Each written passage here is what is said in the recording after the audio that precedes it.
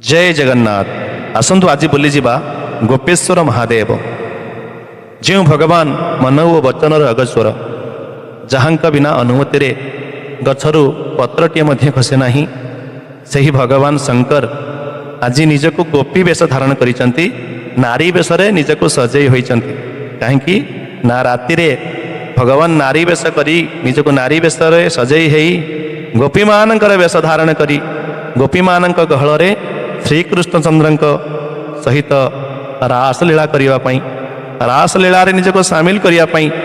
गोपी वेश धारण करी भगवान आज ये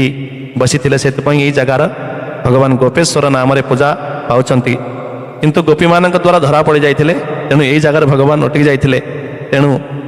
भगवान को आज यही जगार गोपेश्वर महादेव नाम पूजा करा जाउछि। आहा हा श्रीमद गोपेश्वर वंदे शंकरं करुणामयं सर्वक्लेशहरं देवं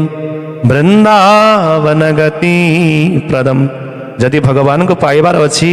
निज को गोपी कर दियो भगवान शिक्षा दौरान शंकर भगवान जगत को शिक्षा दौरान निज को नारी कर दियो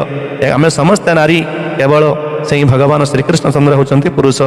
आपण मानू समस्त को जय जगन्नाथ।